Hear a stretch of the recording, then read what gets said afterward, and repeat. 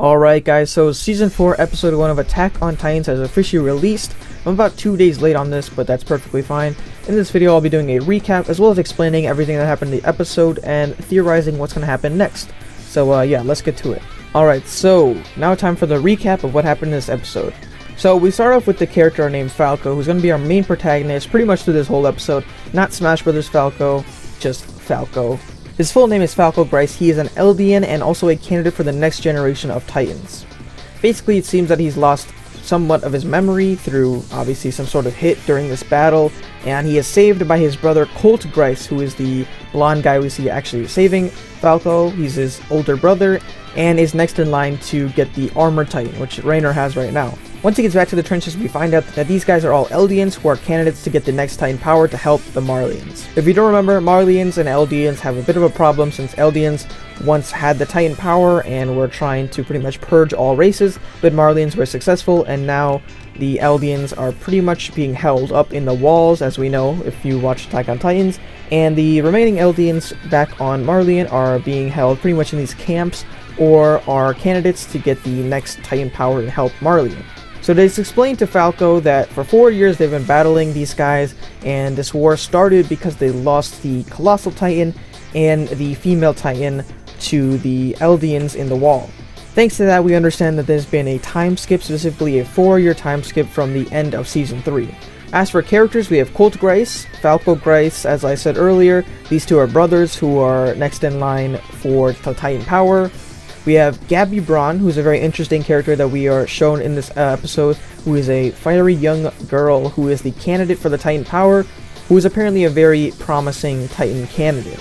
We also have Porco Gillard, who is the blonde-haired armor-faced Titan that we see in battle. So obviously, if you used to watch the episode, you saw that there's this guy with a white skull face and blonde hair. This guy's name is Porco Gillard. Obviously, he's inherited one of the Titans' power, and he is doing a pretty good job of defeating their enemies with it.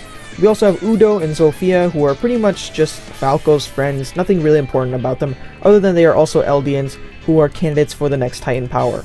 Once it's explained to Falco that pretty much they have been in war with these guys for 4 years, they start to fight them, and they are successful at the end. We see Reiner and Zek after 4 years, and we see that actually Zek pretty much looks the exact same, but Reiner looks a little bit different. He looks a little bit older, has a bit more of a beard. We actually see him when jumping down from the airplane, look at the wall, and reminded of the walls in the islands as we know from Attack on Titans.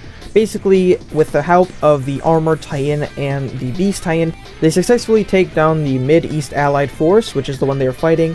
Not much is known about these guys from this episode, other than they are similar to the Eldians, which they are fighting the Marleyans for, I assume, land, and they also know about the Marleyans' Titan power very well. In fact, they even have machinery that is able to destroy the Armor Titan and the Beast Titan. We see the cool scene that we saw in the trailer where all the Titans are falling from the sky.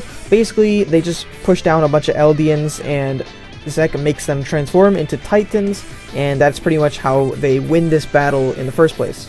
Basically, from what we can figure out, technology is advancing very quickly, and it's being realized that Titans are not as strong as they once were.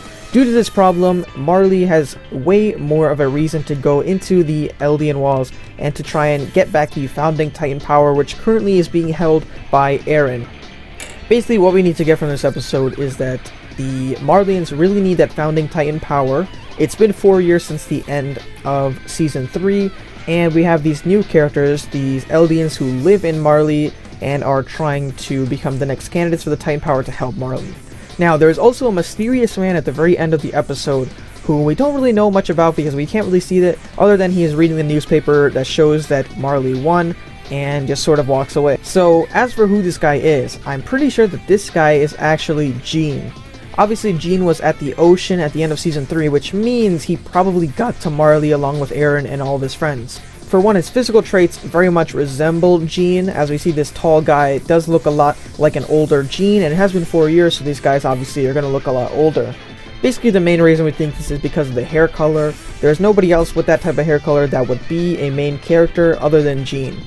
Obviously, we're not sure. We'll have to wait for future episodes to see if we're right, but I'm pretty sure it is Jean. And this is also giving us an idea that Eren and his friends are probably now at Marley and are planning to, well, stop Marley. So that's basically what we know about this episode. Not much to go off of, obviously, but still, this is a very interesting episode. Really good first episode. We really get to understand what's going on.